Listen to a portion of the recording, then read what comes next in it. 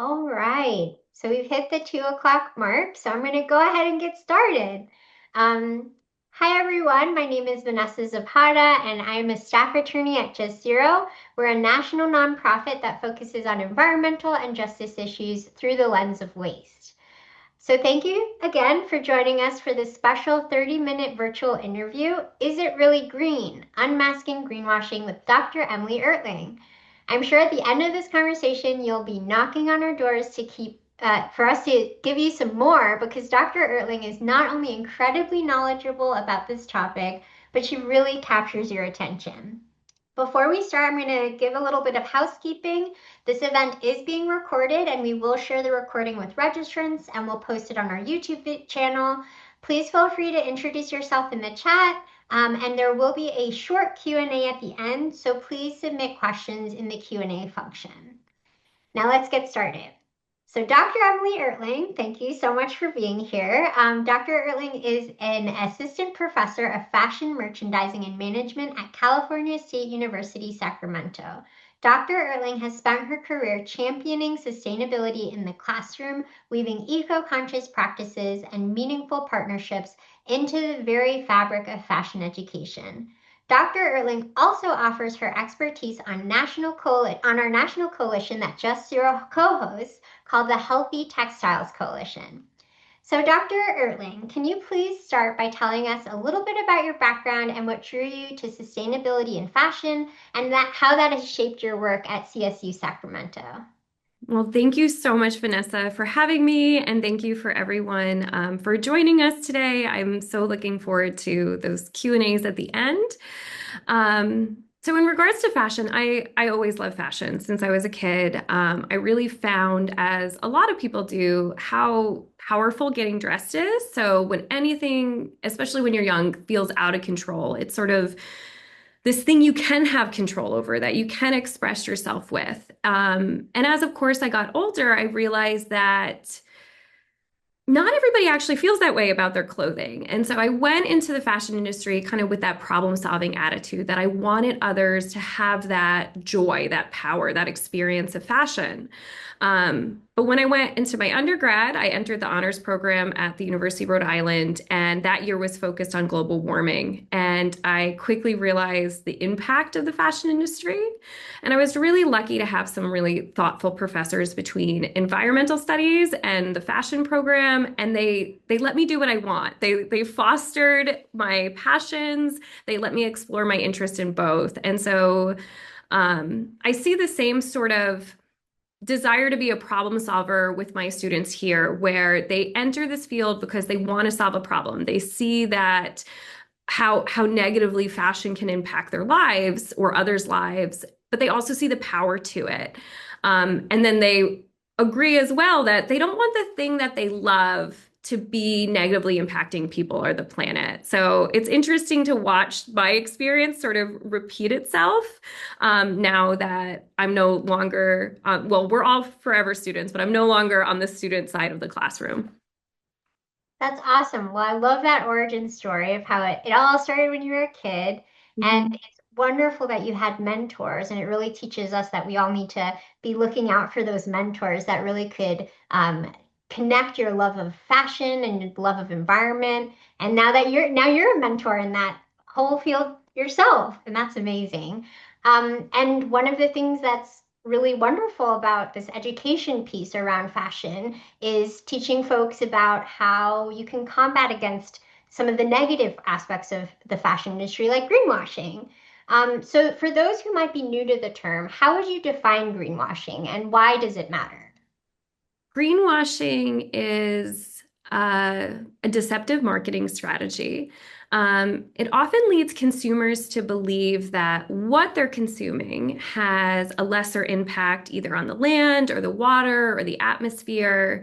Sometimes it can even lead consumers to believe that making a purchase is in benefit of the environment. Um, and so understanding greenwashing and regulating greenwashing is is so incredibly important because we do live in a consumer culture. So consumption is a characteristic of many cultures. It's certainly true for American society. Purchasing and that sort of interaction between like goods and services and those exchanges, like that's as much of a ritual in our society as religion is. And that's not to downplay religion, that's to highlight that this is another part of our society, these types of interactions, whether you're like shopping with your mom when you go home for the holidays, or you're supporting like a local small business, like those types of interactions shape our world. Um, and that's all to say that consumption's a really important feature of society. And just like you wouldn't want to be dissuaded by your government or your education systems or your ideological leaders, you shouldn't be lied or deceived by the companies that you are a patron of. And further, I really believe that it's our right to understand the impact of our products and our processes on ourselves and the environment around us. And so recognizing greenwashing and regulating greenwashing is incredibly important because it really does shape our behavior and how our society functions. I wholeheartedly agree. And that's a really helpful guidance on greenwashing and how it has a real impact in just like consuming and how that's just such an integral part of our society. Now, the fashion industry is often cited as one of the biggest defenders when it comes to greenwashing, especially as we are confronted with how resource intensive and polluting textiles can be. So Just Zero actually recently published a report that highlighted some examples of greenwashing in 2025. And we saw examples of fashion industries like Nike, Lacoste, and Superdry using really vague words with no backing, like sustainable, when they were advertising their products, and companies like W.L. Gore and Associates actively using harmful materials with PFAS, which are really harmful for our health, and not disclosing that. So, what are some of the common tactics that you see brands use, and how can consumers spot that? I love the report you all created. It was so accessible. I also assigned it in my classroom spaces. So thank you so much for crafting that and allowing everybody to have access to that. Um, when I think about kind of putting we're all consumers, right? But we're actually, we're citizens first before we're consumers. And so spotting greenwashing at first can seem a little difficult, but I always encourage consumers to pause when they see a claim about the environment and sort of let that logical part of their brain kick in. There can be such enjoyment in consumption, and you're sort of looking at the price and you're looking at your feeling, you're doing the what we call a fabric handshake, and you might be thinking about where you're going in it. But take a pause when you see those environmental claims, or when you see a claim that you haven't heard before, because the reality is a lot of people know a lot about fashion, and we also know absolutely nothing because it's the biggest industry in the world, and it's just too complex for anybody to be a full expert on it. So I don't want consumers to feel like they have to be an expert in either fashion studies or environmental studies to know when they're maybe dealing with a deceptive claim. So the first tip I would have is to think about, is this claim really vast? Like think about like if you've ever seen something, and feel free to add in the chat if you've seen something like this, like these socks save water. How? How could these socks save water? Why are these socks saving water? What is happening here? Or when a company says, we use good materials. So you mentioned like the reports on Nike and other companies using phrases like sustainable or conscious materials. Fibers don't have morality, so they're not good, and they're not sentient, so they don't have consciousness to them. And so those types of descriptors are, they're trying to get at your heartstrings, but they're not actually telling you anything that is measurable. And so when we think about impact, we want to know something that can be measured. But this also gets me to my next point, which is Uh, Considering if a claim could be out of context. And this is where something may appear to be measured, but isn't actually measured. So this is something, maybe you've seen this, but it's another red flag where a company tells you, like, we use 20% more organic cotton than before, but what was the before? And we do love a statistic. There's something we like learn somewhere where I think it goes, of course, this is not cited, but like I think it goes back to like start with a hook, like make your entrance, use a big statistic. Like we love a statistic, but statistics in the fashion industry are often wrong and very hard to capture because we don't actually know truly how large the industry is. So like percentages are not really, it's not very viable information. And so when you see a percentage, that's kind of a way to pause and go, okay, what was the before? What was the after? My other favorite one, if we've heard of Levi's waterless jeans campaign, is another one that has always made me feel like there could be a lack of transparency there because, well, when you say the word waterless, right? What does that mean to you? And then when you look at the signs and symbols, what does waterless mean as well? We know water is used to manufacture clothing. It comes in at um, yeah, every stage. Like if it's agricultural, right, you're watering those crops. If it's synthetic, there's a significant amount of water needed for processing there. Then we get to, gosh, even how machines operate. We have water cutting. We have, it's like all throughout. There's no way something could be water less, like void of water. But when you say it has less water, compared to what? Compared to who? What is the actual measure? So again, this idea that when measures are just very unclear. I see a comment in the chat that says fetishizing statistics. I like that comment. But it's also hard if you don't know what you know. You don't know. That's what I was telling students. You don't know what you don't know. But I see my document was added to the chat, and one of the things I put in there is the concept of false leadership because general knowledge about materials and processes come from marketing. So when I don't know. I've probably taught thousands of students sustainability, and when they come in, what they know is what they've been told, recycled polyester or, organic cotton. They have a vague idea, but that's sort of the extent. Like we know the signs we see. Um, because we're not necessarily always getting really rich, environmental education, and especially not environmental education that's paired with consumption, right? Those usually are kept fairly separate. Um, I'm tangenting, but back on the tips. So another thing I would really consider taking a pause at is lately I've seen some pretty weird fiber labels, like pretty odd ones. So like I spotted in Costco, vegan wool. Um, that's not a fiber. So vegan wool, right? It was Vince Camuto, it was in Costco. Vegan wool is going to be acrylic or it's polyester. The same for like a vegan leather. That's been around a little bit longer. That's a PU. That's a like a polyurethane. Um, and at the end of the day, the synthetic industry is the oil industry. So it is responsible for a significant amount of greenhouse gases and water pollution. And I really just don't find anything vegan about the production of synthetics. Like if your heart is in that, you can be vegan for a variety of reasons. Like you might just hate the meat industry, fair.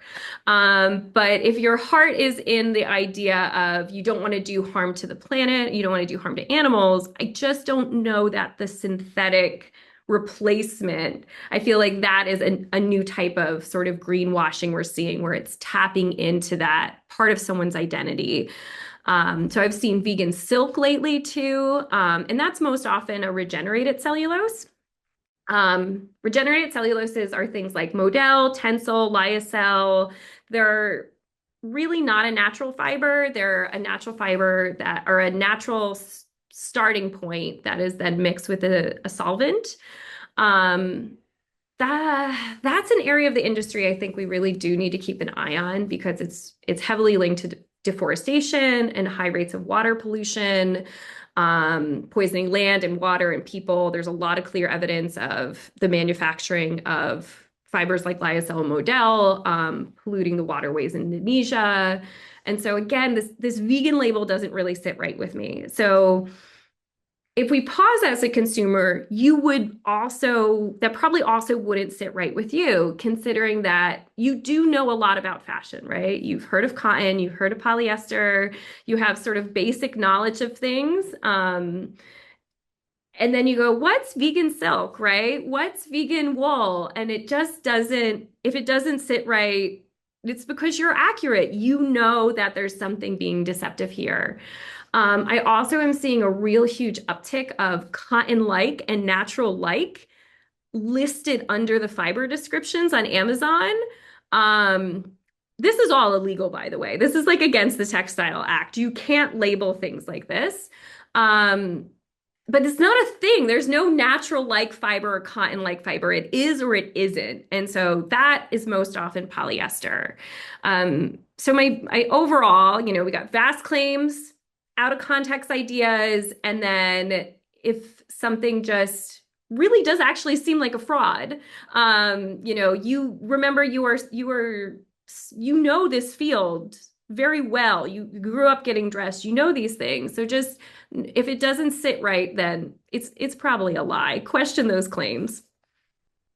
That's really helpful. And you highlighted some things about like the production and like the actual material of itself, but this also ties in with kind of how we ultimately deal with textiles once they've reached the end of life if the consumer decides that no longer wants to kind of have that material. Because all of these materials are increasingly plastic fibers, and that's really hard to get rid of. Plastic is just notoriously hard to deal with as a waste product.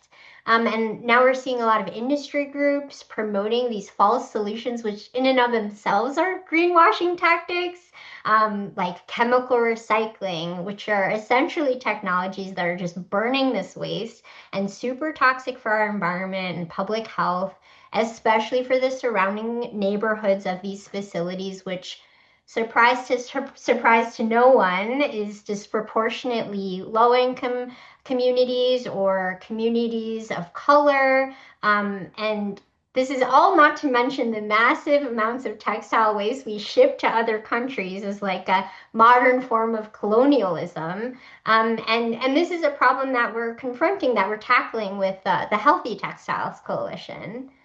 Yes. Wow, right? Like it's just Every level. there's every level, every level. Um, and I'll take a pause to say, like, if you want to be a problem solver, this is a great field for you.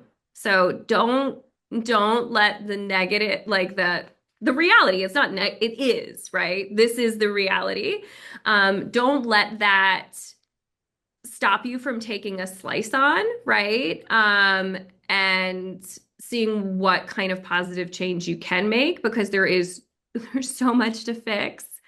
I'm also seeing, yeah, recycled polyester. Yep, that is downcycling, right? Not textile to textile recycling. Yeah, so once a recycled water bottle becomes polyester, it can't be recycled again. So it ends that loop. And so that is something that I, I think consumers are getting more knowledge about, but it is, you don't know what you don't know. And even scientists, right? Like information available changes regularly.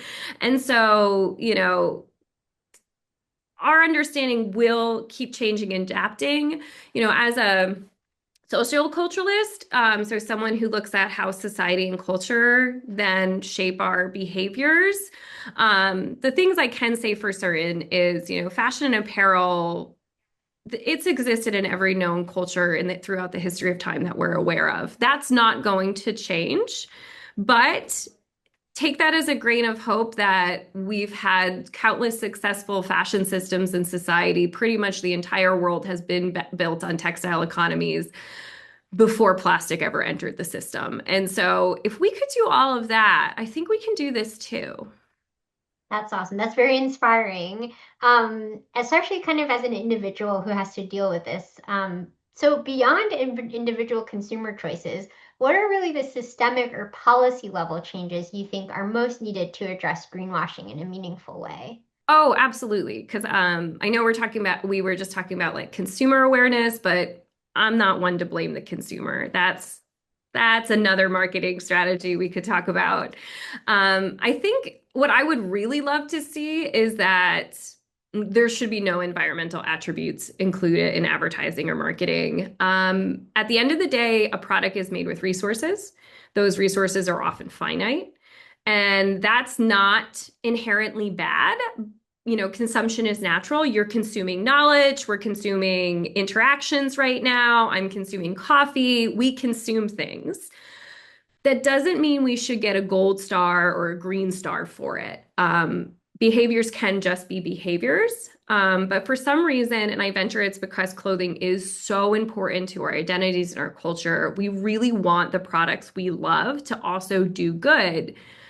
But that's just not the case. So I just don't think we should be marketing brands or purchases as good for the environment. There has to be a different way to communicate the impact of products that probably doesn't come from the brand that is seeking to make money off of you. Boy, that would be ideal. Yeah, the Just zero ideal. wishes you were in Congress. Yeah. Um, Well, I hope that we will get at that point at some point.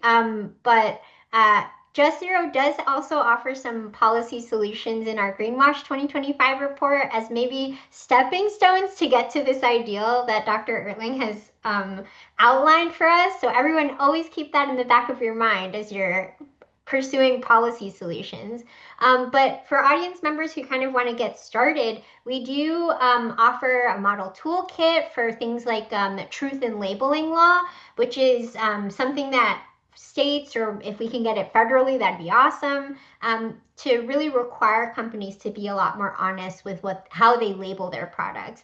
But going back to Dr. Erling's idea of not having any environmental claims on ads or marketing, that would be awesome. So my last question is, what's one thing you wish more people knew about greenwashing and one concrete action they can take today to become a more informed consumer? Um, Keep in mind that sustainability is a practice, not a consumption pathway. So if you are being told that the solution is to buy more or buy different, that isn't a solution. That's just marketing. I love that. And we got a comment too where Mhm. maybe the ideal could be no marketing at No all. marketing. I Gonna love do that. this No marketing. because boy, I'm whiplash with all the ads that we get nowadays in modern society, huh? We are definitely, our whole personalities and our identities are marketed to us. And so it makes so much sense why we seek out products to reinforce and showcase something that is totally in flux. It sort of creates this feedback loop for us where it reinforces these parts of our identity. I think the problem is we used to see that more in sort of like teenagers. Like I never lose sleep when teenagers like can't figure out clothing. Like their identities are so in flux. But now that's moving to 20s, 30s, 40s, and we're just constantly marketed new versions of ourselves. And so, yeah, we're definitely in a bit of a identity crisis. And unfortunately, that's heavily linked to clothing and consumption. Yeah. Um, so thank you so much, Dr. Erling, for all of your insights. I'm going to switch us now to the Q&A, so we can have our audience members get some of your knowledge, get answers to some of their questions. Thank you. Um, so one thing I see is I'm still confused as to what the best products are to buy if I want to be conscious of all the greenwashing. Um, of all the greenwashing, is organic cotton the best, or does that use too much water? Should I not buy polyester index? Should I not buy UPF 50 clothing? So this question I get all the time, and I am going to try to answer it because usually I always say I don't give people suggestions on what to buy. Um, but you're hitting a lot of confusion that a lot of people do feel. So how that was quite a bit of things to unpack. So organic cotton, personally, I'm pro organic cotton. The thing to remember is that when it comes to cotton, the crop itself is fairly drought resistant and a pretty actually hardy crop. The idea that cotton is a thirsty crop is what we actually have seen is agricultural mismanagement. So don't blame the crop, blame the people.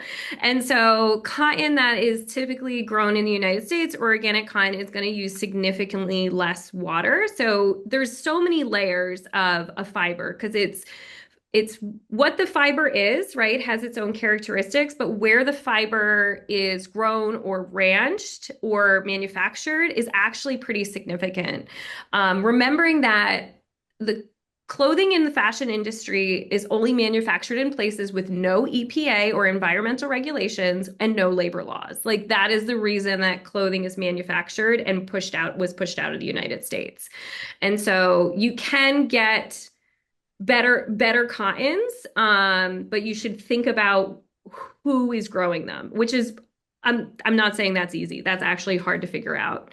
Um, and then as far as polyester goes, with the increase that we know about microfibers and the shedding of microfibers, we're seeing, I've gotten updates that it's fairly concrete that it's leading to being an endocrine disruptor in animals and increase in inflammation in animals.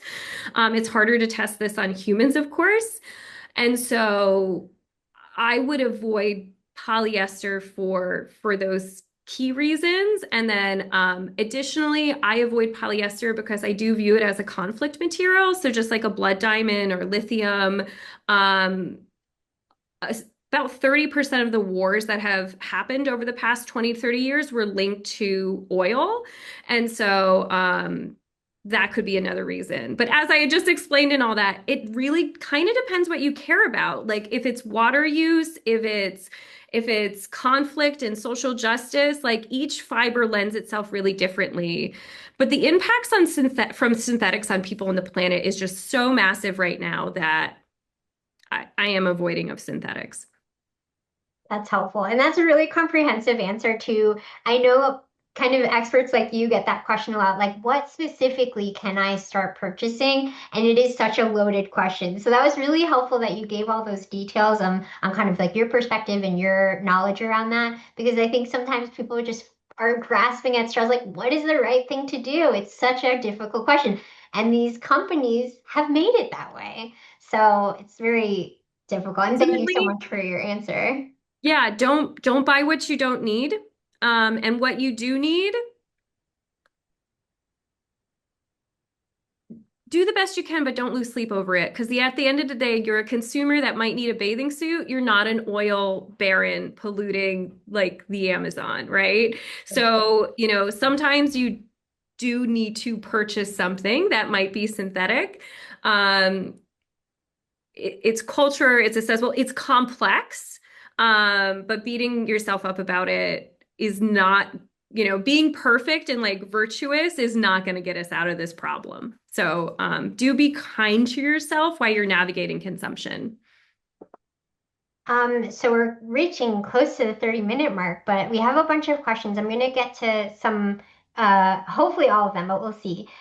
So another question we have is, what do you think about thrifting or secondhand purchases? I know there's a lot less plastic involved in the production of older wool, for example, but I also know thrifting is changing directions and might be less sustainable now.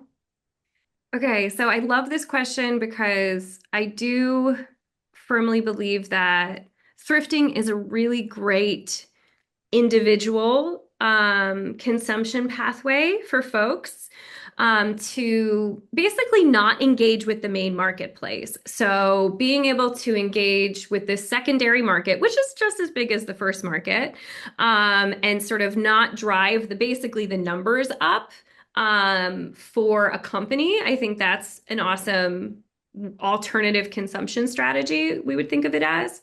But there's also better things like swapping or clothing libraries that would have less potentially, would even push you further away from those consumption kind of capitalist strategies. The thing to also recognize right now is we see a major rise in thrift because of kind of post-pandemic social media happening. The rise in thrift has not decreased the purchase of fast fashion, ultra fast fashion, or regular fashion because what it is done is it's basically given people a green light to just buy more. They view it as virtuous and really good, altruistic. I'm doing something, so I can just sort of buy endlessly. And so consumers that are really heavy fast fashion consumers are also really heavy thrift consumers, which back to what Vanessa said about like the end of life cycle is still a significant problem. So thrift can come with personal benefits, but I'm not seeing thrift as a genuine part of the circular economy, if that makes sense. I think as it continues, as it keeps sort of exploding and people sort of go, oh, I'll just donate it. I'll just donate it. I'll purchase this and I'll just donate it. We're actually just engaging in waste colonization when really we just need to stop buying. I hope I answered all that question. Yeah, I think that was really helpful. And it's really kind of helpful to kind of center the thought of like, okay, what do I actually need? What do I actually like? Is this actually an end at its end of the life? Can I continue using it? But again, that goes back to the individual consumer when we know that it all originates with these industries just like pumping out these clothes and really tapping into all of our like pleasure receptors to try and purchase these. So we have we are at the 30-minute mark, but we're happy to stay on for a little bit longer to talk a little bit about. So I understand if folks need to pop off, but there are a couple of policy questions that I think can kind of be combined. Yeah. So there's some questions about what are some legal avenues we have today with laws in the United States or different states to fight greenwashing. It's specifically, someone referenced the textile law in California, SB 707. How is that going to help with the issue? And what are some policies that you see coming down the line that might affect the way consumers interact with the fashion industry?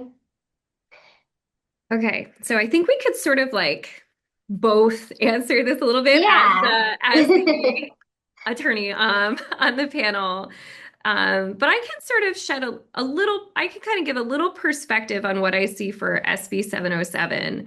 Um, so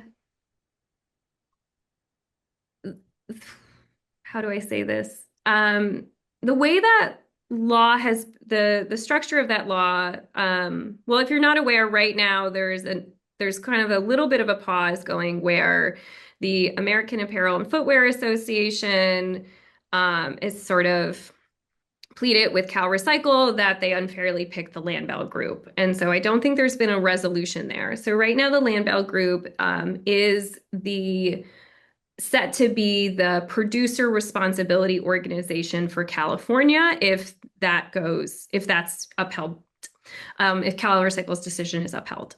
So pending change, For right? the California textile bill, right? For the Or law. California textile bill.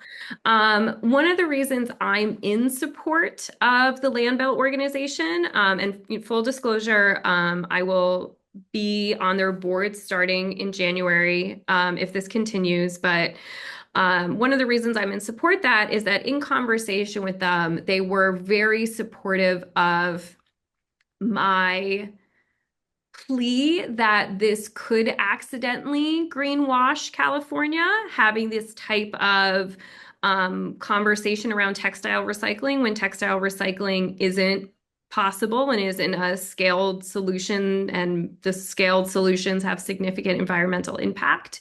And they were really supportive of having very clear citizen consumer education. Now we will have to see if that happens, right? But I the goal is not to greenwash the state of California and to uplift repair and reuse programs without also being waste colonizers. And that is going to be a pretty large challenge because the United States does not have the infrastructure for the amount of clothing it consumes. And then we push it off to other places with even less infrastructure to then manage. And so that is a pretty big problem to tackle. Um, I want to see what they can do.